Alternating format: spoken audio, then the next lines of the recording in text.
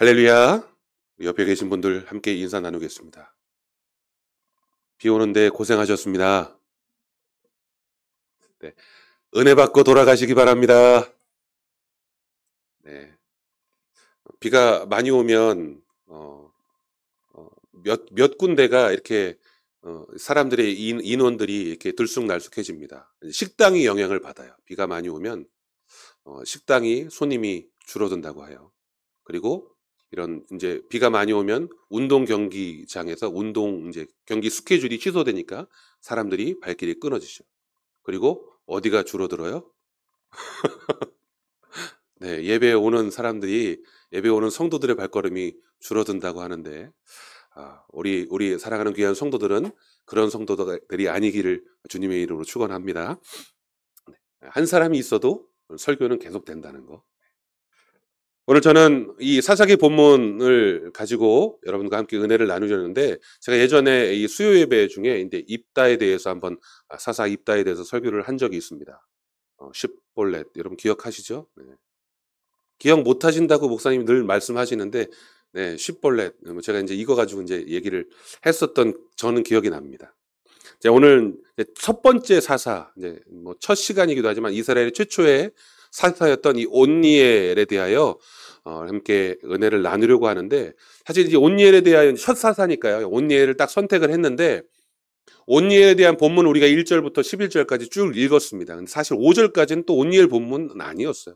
온니엘은 6절 이후에 이제 등장하고 아주 짧게 잠깐 나왔다 들어가는 온니엘의 본문이 많지 않아서 도대체 이 짧은 본문을 가지고 온니엘의 삶을 어떻게 우리가 바라보고 조명해야 될까? 사실 이 온니엘에 대한 이야기는 이제 여호수아서에도 좀 잠깐 언급되긴 하지만, 오늘 본문만 가지고서는 그의 인생이 어떤 형태로 또 하나님이 어떻게 역사하셨을까 자세히 알지는 못합니다. 그러나 저는 이 온니엘 이외에 또 다른 인물, 이 한 사람을 통해서 연관지어서 저는 말씀을 함께 고민해 보려고 합니다. 이 온니엘이라는 선지자의 이야기이지만 저는 성경에 등장하는 수많은 위인들, 인물들 가운데 특별히 좋아하는 사람이 한 명 있어요. 누굴까요? 대답을 좀 해주세요. 지금 보여주시면 안 되는데. 저는 갈렙, 지금 보여주세요. 어제 보여줬으니까. 저는 믿음의 사람 갈렙을 좋아합니다. 이 산지를 내게 주소서. 여러분, 이 찬양도 있잖아요. 저는 이 갈렙이 바로 제가 좋아하는 이 성경의 인물 가운데 한 사람인데요. 그는 유다 지파의 사람입니다. 유다 지파의 사람으로서 만 40세가 되었을 때 가나안을 정탐하는 정탐꾼으로 선발돼서 이 가나안 땅으로 들어갔습니다. 이 12명의 정탐꾼 가운데 한 명이었어요. 너무 잘 아는 것처럼 10명의 정탐꾼들은 부정적인 의견을 내놓았고, 12명 가운데 2명, 여호수아와 갈렙만이 그들은 우리의 밥이다 라고 외치면서 하나님 앞에 믿음과 그들의 충성을 보였던 인물 가운데 한 사람이죠. 여러분, 그래서 출애굽 1세대들이 모두 광야에서 다 죽습니다. 아무도 이 애굽 땅에서 나왔던 출애굽 1세대들은 가나안 땅에 들어가지 못했어요. 딱 누구하고 누구만이요? 여호수아하고 갈렙만은 살아서 가나안 땅을 들어가는 사람들이 된다는 거 잘 아시잖아요. 이제 가나안 땅으로 들어간 바로 이 갈렙이요. 이제 그들의 지도자가 된 이 여호수아에게 요청합니다.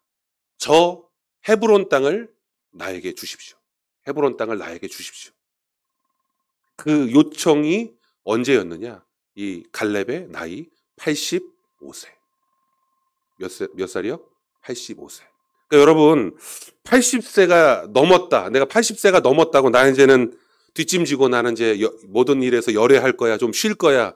이런 명함을 내미실 수가 없어요. 모세도 하나님이 80세에 부르셔서 쓰임을 받았죠. 그러니까 갈렙도 85세에 이렇게 큰 어떤 사명을 가지고 나아갔다는 거예요. 그러니까 우리는 함부로 이 주민등록증을 내밀어서는 안 되겠습니다. 그러니까 85세에 헤브론을 달라라고 요청하는 이 갈렙이요. 그가 나이가 들었죠. 나이가 들었고 흰머리도 희끗희끗 보이고 시력도 예전 같지 않고 그의 이 손의 힘도 빠지는 것 같은 그럴 나이에 갈렙은 뭐라고 말합니까? 여호수아에게 헤브론을 달라고 말했던 사람입니다. 여러분 40여 년 전에 그가 가나안의 정탐꾼으로 갔을 때 이 헤브론 땅을 봤을까요? 못 봤을까요? 봤겠죠. 가나안의 모든 곳들을 다 살폈을 거니까. 그리고 그 땅 가운데 가장 좋은 땅이 어디라는 것도 이 갈렙이 알고 있었을 거예요. 그리고 이 헤브론이라고 하는 이 땅이 어떠한 땅이라는 것도 알고 있었을 겁니다. 좋은 땅일수록 사람들이 많겠죠. 그리고 그것을 차지하려고 힘센 사람들이 더 많이 거주하겠죠. 우리가 아는 것처럼 헤브론 땅은요, 여러분 강한 큰 성읍들이 있었고 그 안에 거주하는 거민들 가운데 40년 전에 보았던 그 안악 자손들이 여전히 건재하고 있다는 사실. 그런데 그 사실을 알고 있던 이 갈렙이지만 그 땅을 나에게 주십시오. 우리에게 주십시오. 라고 요청합니다. 그가 가진 이런 도전 정신은 불가능한 현실을 이겨내는 그 목표를 이루어가는 어떻게 보면 하나님이 주시는 믿음이 아닐까라고 생각합니다. 갈렙과 그 지파 백성들은 이 불가능한 목표를 가지고 나아가지만 여러분, 저와 여러분들도 이 갈렙과 같은 그런 어떤 믿음의 도전을 좀 가지고 삶을 살아내기를 바랍니다. 여러분, 나이도 문제가 안 돼요. 그 땅에 아직 그 안악 자손들과 같은 거인들이 살고 있어도 문제가 안 됩니다. 그 땅이 큰 성읍, 견고한 성읍이라 할지라도 아무런 문제가 되지 않는다라고 하는 거예요. 왜 이렇게 말할 수 있느냐? 그들을 어떻게 해요? 쫓아냈습니다. 누가요? 갈렙이요. 하나님이 갈렙에게 말씀하십니다. 갈렙, 네가 밟는 모든 땅을 내가 너에게 주겠다라고 말씀하셨다는 거죠. 여러분, 갈렙의 도전은 헤브론 땅을, 헤브론 산지를 취함으로 끝이다, 이제 끝났다가 아니었습니다. 갈렙의 도전은 여기서 끝나지 않았습니다. 그래서 제가 갈렙을 좋아하는 이유예요. 바로 갈렙은 나이가 많고 이제 자신이 목표로 세웠던 것들을 다 이루었다, 이제 내가 다 이루었다라고 끝났다가 아니라 갈렙은 또 다른 새로운 시작을 준비합니다. 뭐냐 하면 바로 이제 여호수아가 죽었다. 이제 사사기에 시작하면 여호수아가 이제 죽고 나서 남아있는 어떻게 보면 이전 세대의 믿음을 유지하고 있던 갈렙이 자신의 이 믿음의 근본, 이 바탕을 어떻게 하면 내 후손들에게, 내 다음 세대에게 남겨줄까를 이 갈렙도 고민했다라고 하는 것을 저는 생각합니다. 여러분, 사사기의 특징 중 하나가 있어요. 그건 뭐냐 하면 죄가 계속 반복되거든요. 이스라엘 백성들이 하나님의 은혜를 받고 잘 먹고 잘 살았는데 그 안에 죄가 들어와요. 잘 먹고 잘 살았으면 하나님 감사합니다, 하나님 고맙습니다 라고 해야 되는 게 맞는 것 같은데 이렇게 풍족한 삶을 살아가니까 죄로 오염되더라는 거죠. 이 사사기의 특징은 하나님이 베푸신 그 구원의 은혜를 잃어버린다, 기억하지 못한다라고 하는 겁니다. 왜 그럴까요, 여러분? 그들의 조상 이스라엘 백성들, 이제 출애굽했던 그들의 백성들이 노예 생활에서 구원하셨던 그 하나님, 홍해를 가르셨던 그 하나님, 친히 광야에서 그들을 먹이시고 입히셨던 하나님, 구름과 불로 인도하신 하나님, 그들을 치러 오는 모든 대적들을 막아주셨던 하나님. 여러분, 그 하나님을 이스라엘 백성들, 그 후손들이 기억하지 못하더라는 겁니다. 알지 못하더라는 거예요. 아니면 어쩌면 자신들의 기억에서 그냥 지워버렸을지 모르겠어요. 엄마가 다니는, 엄마나 교회 다녀. 나까지 자꾸 교회 다니라고 귀찮게 말하지 마. 세대를 넘겨서 여러분, 우리가 가지고 있는 이 부모 세대의 신앙의 정수가 자녀들에게까지 미치지 못한다는 거. 여러분, 이게 어떻게 보면 사사기의 죄의 반복된 모습의 어떤 이유가 아닐까 생각합니다. 성경은 이들을 단순히요, 다음 세대라고 부르지 않아요. 뭐라고 부르냐면 다른 세대라고 부릅니다. 지금 이 부모의 세대와는 다른 세대. 본문을 보여주시면 사사기 2장 10절에 성경은 이렇게 말합니다. 그 세대의 사람도 다 그 조상들에게로 돌아갔고 그 후에 일어난 다른 세대는 여호와를 어떻게 해요? 알지 못하며 여호와께서 이스라엘을 위하여 행하신 일도 알지 못하였더라. 하나님을 알지 못하는 거예요. 부모가 어떻게 신앙생활했는지를 관심도 없고 알지 못하는 거예요. 그렇게 일어난 세대를 성경은 뭐라고 말하냐면 다른 세대라고 말합니다. 갈렙은 이러한 일들이 반복되지 않도록 하나님의 그 신앙의 계보가 계속적으로 이어졌으면을 바랐던 사람 가운데 하나라고 저는 생각합니다.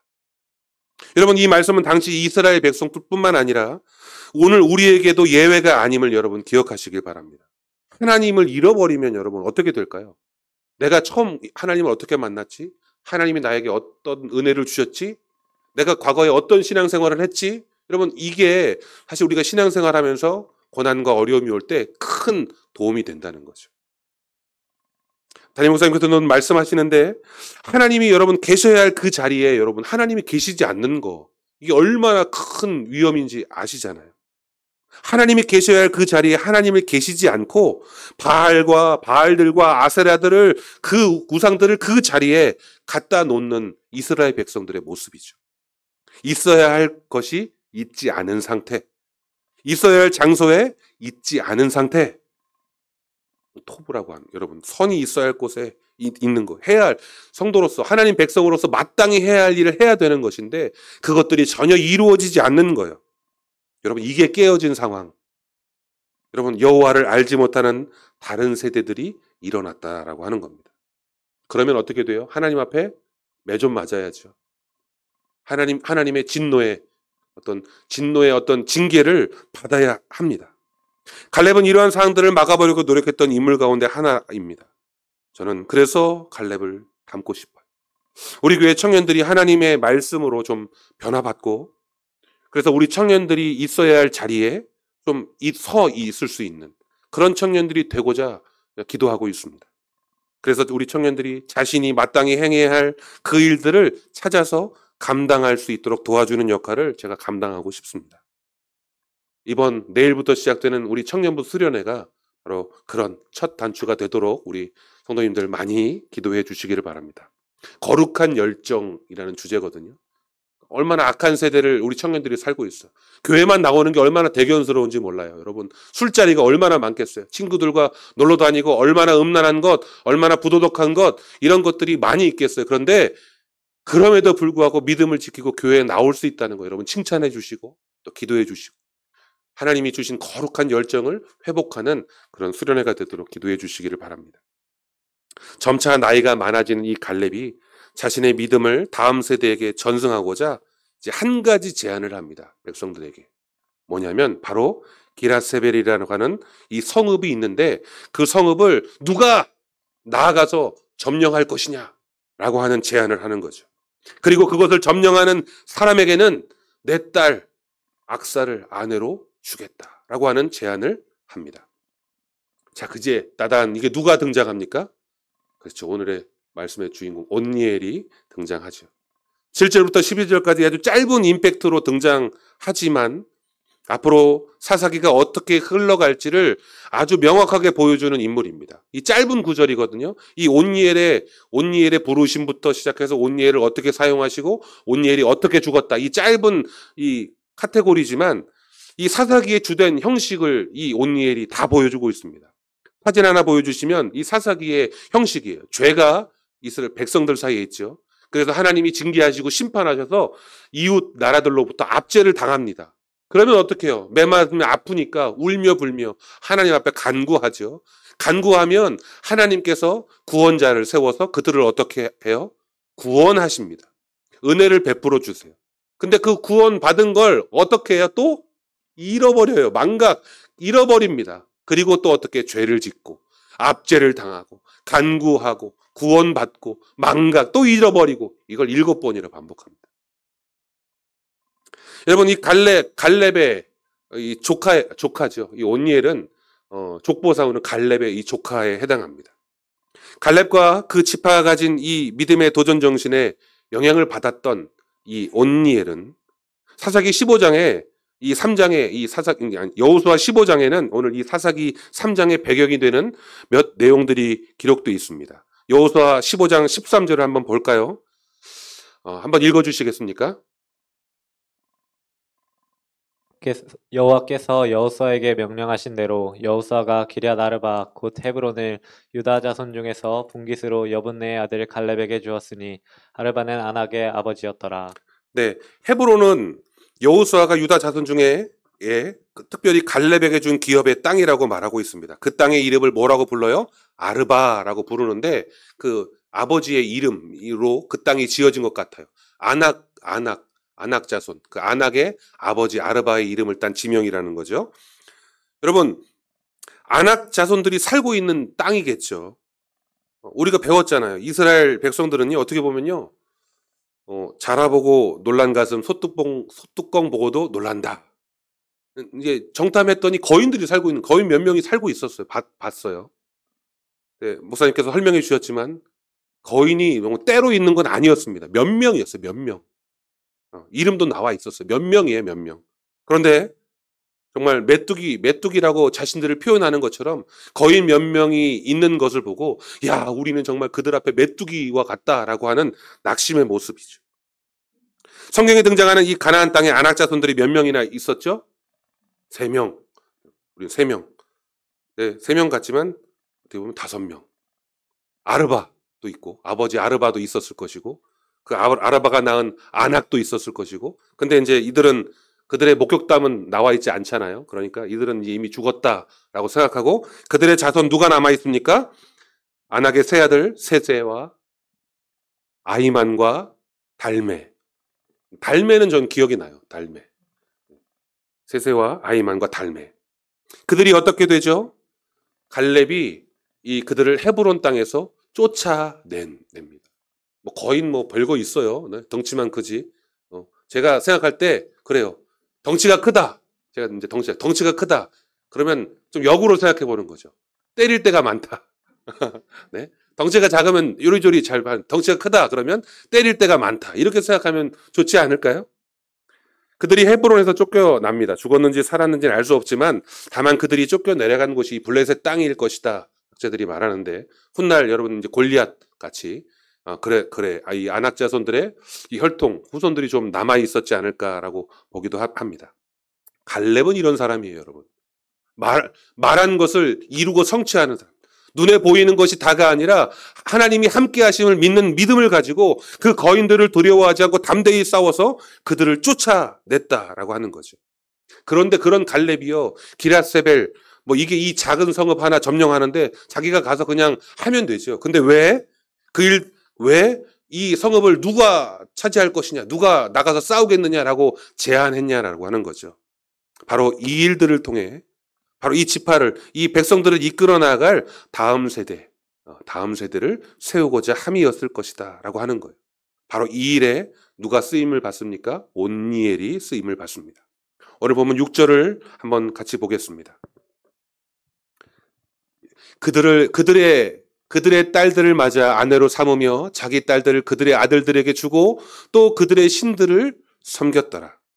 이게 지금 이스라엘의 현 주소예요. 지금 이스라엘의 영적 상태입니다. 자신의 아들들에게 이방의 딸들을 아내로 삼도록 했고 자신의 딸들을 이방의 남자들에게 아내로 주었습니다. 통혼한 거죠. 가나안의 족속들과. 근데 여러분 한번 떠올려 보세요. 믿음의 조상이라고 말했던 그 아브라함이 그 독자 아들 이삭을 결혼시킬 때 그냥 이 가나안 땅에 살고 있으니 가나안의 아무 여인들이나 취하여 야, 너 며느리로 삼자 이렇게 했나요? 아니요. 아브라함은 그렇게 하지 않았습니다.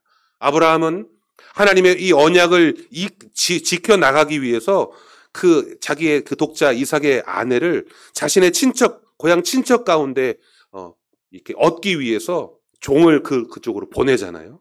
바로 그러한 신앙, 하나님의 약속을 믿는 신앙. 이스라엘 백성들은 바로 이런 신앙이 무뎌졌다는 겁니다. 여러분, 믿음은 나태해질수록 위험합니다. 괜찮겠지. 그들이 그들의 신을 섬겼더라. 여러분, 작은 일인 것 같지만 이런 작은 사실이 어떻게 보면 가정을, 어떻게 보면 한 지파를, 심지어는 그 민족 전체를 위기에 빠뜨릴 수 있는 죄의 요소가 된다는 사실이에요. 여러분, 기랏세벨, 어떤 성경에는 기랏산나라고 표현하기도 하는데 원래 지명은 이 드빌이라고 합니다. 드빌이라는 단어가 이제 신탁이 있는 곳, 신을 만나는 곳, 신의 경고를 받는 곳, 이렇게 표현하는데 바로 오늘 이 갈렙은 자신의 뒤를 잇는 다음 세대가 바로 이러한 우상 숭배의 죄를 범하지 않도록 훈련하는 것이라고 저는 생각합니다. 온니엘은 갈렙의 조카였지만 이제는 사위가 됐어요.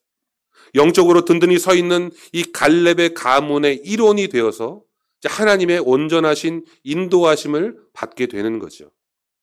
근데 그렇게 세워진 이 온니엘 앞에 메소포타미아의 왕 구산 리사다임이라고 하는 사람이 있습니다. 여전히 이스라엘 백성들은 이 메소포타미아 왕의 손에서 8년 동안이나 수탈과 노역 고생을 하게 됩니다.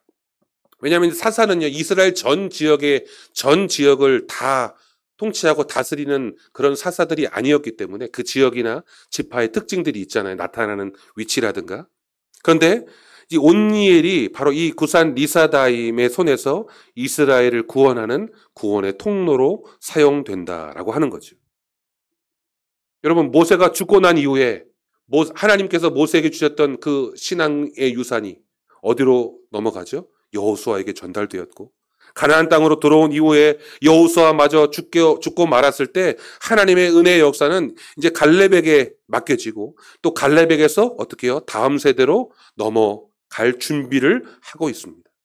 그런 상황에서 이스라엘 백성들이 여호와의 목전에서 악을 행하고 있으며 자신들의 하나님을 잃어버린 채 온갖 우상 숭배의 죄를 범하고 있다라는 사실이에요. 그런데 너무 감사한 것은 이런 상황이지만 저 같으면 다 집어치우고 다 그냥 집어치우고 싶은데 하나님은 그들을 버리지 않으시는 하나님이십니다. 우리 하나님은 참고 인내하시고 또 그들을 변화시키기 위해서 일하시는 하나님이심을 여러분 믿으시기 바랍니다. 하나님은 그 백성들에게 무관심하지 않으시고 돌이킬 수 있는 마음을 갖도록 어떻게 보면 온니엘과 같은 구원자를 세우시는 거죠. 계속 반복해서 죄를 짓지만 하나님 그럴 때마다 계속 구원자를 세우셔서 하나님이 너희를 돕고 있다. 하나님이 너희를 인도할 것이다 라고 하는 것을 계속 훈련시키고 계시죠. 결국 이러한 사사들의 모습이 장차 오시는 예수 그리스도의 예표가 돼서 예수 그리스도가 우리의 참된 구원자이시고 왕이심을 우리가 알게 된 것입니다. 8년의 압제를 행했던 구산 리사다임의 이 강한 힘을 어떻게 이 온니엘이 물리칠 수 있었을까? 온니엘이 용사였나? 그런 표현은 성경에 없습니다. 온니엘이 에훗이라든가 이런 사람들처럼 특별한 능력이 있었는가? 그런 것도 아니었어요. 그런데 어떻게 이 강한 이 왕을 이 메소포타미아로부터 이스라엘을 구원할 수 있었을까 하는 거죠. 어떤 면에서 보면 너무 오랜 시간 동안 주눅들어 살면서 제대로 기 한번 펴보지 못한 이스라엘 백성들이었지만 이 모든 일은 힘이나 무기나 사람의 숫자나 이런 외적인 것들로 하지 않는다는 것. 여러분, 우리의 삶에 고난과 어려움이 왔을 때 이런 것들을 우리의 힘으로 하는 것이 아니라 하나님이 함께 하셔야만 된다는 것을 우리는 깨달으시기 바랍니다. 오늘 10절입니다. 10절을 한번 읽어주시기 바랍니다. 여호와의 영이 그에게 임하셨으므로 그가 이스라엘의 사사가 되어 나가서 싸울 때 여호와께서 메소포타미아 왕 구산 리사다임을 그의 손에 넘겨주심에 온니엘의 손이 구산 리사다임을 이기니라. 네, 온니엘의 손이 이 구산 리사다임을 이기게 된 그 원인을 뭐라고 말씀하세요? 여호와의 영이 그에게 임하셨다라고 말씀하고 있습니다. 여호와의 영이 그에게 임하셨다는 건 우리의 힘이나 우리의 어떤 전략이나 어떤 군대의 숫자가 아니라 하나님의 능력, 하나님이 함께 하시면서 나오는 하나님의 인도하심이 바로 저와 여러분들을 인도하신다는, 이스라엘 백성들을 인도하셨다는 겁니다. 여러분, 하나님의 강력한 통치와 인도하심에 붙들린 사람에게서 나오는 이 신령한 은혜가 바로 승리의 비결이라고 하는 거죠. 여러분, 사사에게만 이 당시 부르심을 받은 사사에게만 이게 적용되는 걸까요? 아니요, 그렇지 않습니다. 오늘 살아가는 성도들, 저와 여러분들에게도 여호와 하나님의 영이 우리에게 임하시면 우리가 권능을 받고 우리가 하나님이 우리의 일을 통하여 하시고자 하는 일들을 이루어 나가시는 줄 여러분 확신하시기를 바랍니다. 하나님이 이러한 도우심을 통해 결국 이스라엘 백성들은 평안을 얻습니다. 온니엘에 통치하는 그 40년 동안 이스라엘은 평온을 경험하게 되는 거죠. 바로 저와 여러분 역시 오늘 예수 그리스도를 예표하는 이 작은 구원자이지만 이 온니엘을 기억하고 또 우리를 영원한 구원, 영원히 구원하실 수 있는 예수 그리스도를 믿고 그 말씀대로 선을 행하며 하나님 뜻대로 살아가기로 결단하는 우리 모두가 되시기를 간절히 축원합니다. 여러분, 이 반복되는 죄악 속에서 우리가 기억하고 살아내야 하고 붙잡고 나아갈 것 하나가 있다면 하나님의 말씀에 순종하고 나아가는 것과 내가 가진 또 하나님이 나에게 주신 그 은혜를 나만 누리는 것이 아니라 나의 가정 안에서 나의 자녀들에게 또 이웃들에게 전하고 전승하는 것, 바로 그런 사명이 저와 여러분들에게 있는 줄 믿으시길 바랍니다. 기도하겠습니다.